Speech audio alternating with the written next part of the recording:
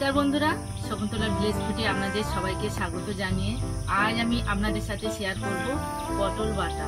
এই পটল বাটা বানাতে যতটা সহজ, খেতে কিন্তু খুব টেস্টি। আপনারা একবার হলেও এই পটল বাটা বানিয়ে খেয়ে দেখুন, স্বাদ মুখে লেগে থাকবে। যে সকল বন্ধুরা এখনো পর্যন্ত আমার চ্যানেলটাকে সাবস্ক্রাইব করেন, সাবস্ক্রাইব করবেন, লাইক করুন, শেয়ার করে পাশে থাকবেন। চলুন বন্ধুরা, শুরু করা যাক। পটল বাটা বানানোর জন্য যা যা উপকরণ লাগে আমি আপনাদের দেখিয়ে দিচ্ছি। এখানে পটল নিয়েছি। এই পটল কিন্তু দেশি পটল। এই পটলের যে বীজগুলো আছে পাকা হয় না, একদম কচি, এগুলো দেশি পটল। রসুন কুচি, পেঁয়াজ কুচি, কালো জিরে, লঙ্কা কুচি, লবণ, চিনি, শুকনো লঙ্কা আর সরিষার তেল। প্রথম থেকে শেষ পর্যন্ত ভিডিওটা দেখার জন্য আপনাদের অনুরোধ রইল। এখন আমি পটলগুলো কেটে নেব। এই দেখুন, এই পটলগুলো দানা একদম কচি, এই হাত দিয়ে টিপলে দানা হয়ে যাচ্ছে। এই পটলের দানা পাকে না, এগুলো দেশি পটল, খুব নরম হয়।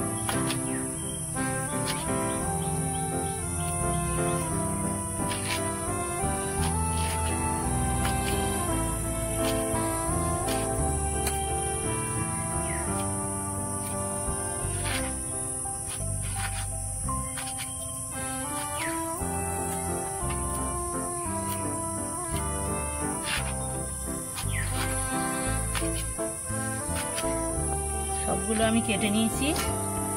এবার হালকা করে সিদ্ধ করে নেব। নুন ধরে নিয়ে কড়া বসিয়ে দিয়েছি। পটলগুলো আমি কড়ার মধ্যে ঢেলে দেব। অল্প করে একটু জল দেব।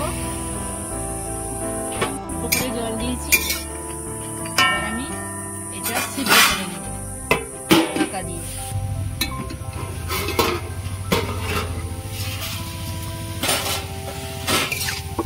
দিয়ে আমি 5 মিনিট সিদ্ধ করে নিয়েছি। যেটুকু জল দিয়েছিলাম জলটা মেরে দিয়েছি। এবার আমি ঢেলে নেব।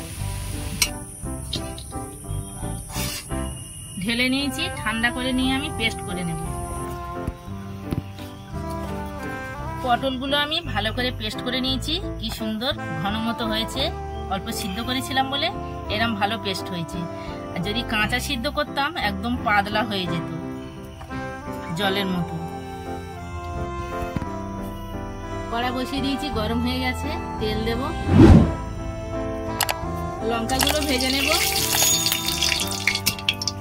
লঙ্কাগুলো ভাজা হয়ে গেছে, তুলে নেব। ওই তেলের মধ্যে আমি রসুন কুচি দেব।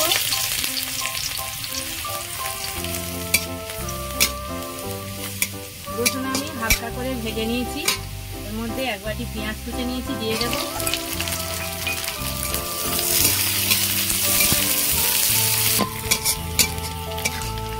রসুন আর পেঁয়াজ আমি হালকা করে ভেজে নিয়েছি, তুলে নেব। ওই তেলের মধ্যে আমি কালো জিরে দেব, কাঁচা লঙ্কা কুচি দেব,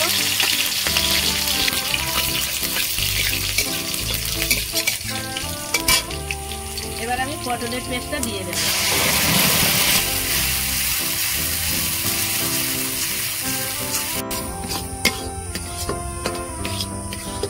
নাড়াচাড়া করে আমি শুকনো মতো করে নিয়েছি। এবার আমি লবণ দেব, চিনি দেব,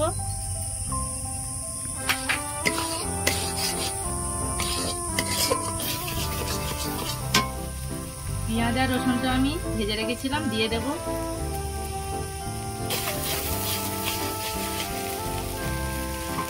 শুকনো লঙ্কা ভেজে রেখেছিলাম, দিয়ে দেব।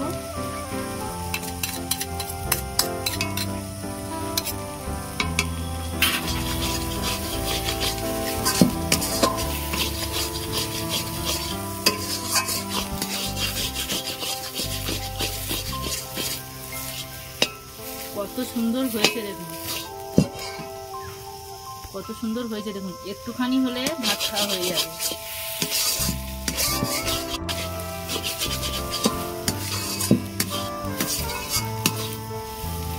কড়াই থেকে যখন বুঝতে পারবেন যে ছেড়ে যাচ্ছে, তখন বুঝবেন যে হয়ে গেছে। কড়াই থেকে ছেড়ে যাচ্ছে। এবার আমি নামিয়ে নেব। কাঁচা না বেটে আপনারা হালকা করে সিদ্ধ করে নেবেন। সিদ্ধ করে নিলে একটু ঘন মতো হয়ে যাবে, তাড়াতাড়ি হয়ে যাবে। আর কাঁচা পেস্ট করলে একদম পাতলা হয়ে যায়, প্রচুর দেরি হয়।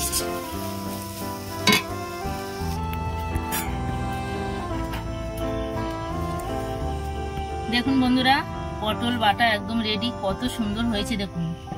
একটুখানি হলে ভাত খাওয়া হয়ে যাবে। আমি যেভাবে করলাম আপনারা এইভাবে একবার হলেও বাড়িতে বানিয়ে খেয়ে দেখুন। এই পটল বাটা স্বাদ মুখে লেগে থাকবে।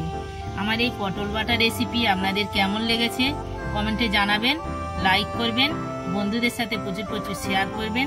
প্রতিদিন নিত্য নতুন রেসিপি পাওয়ার জন্য আমার চ্যানেলটাকে সাবস্ক্রাইব করবেন। আপনারা ভালো থাকবেন, সুস্থ থাকবেন। দেখা হচ্ছে পরের ভিডিওতে। ধন্যবাদ। আমি ওপর থেকে অল্প একটু সরিষার তেল দিয়েছি।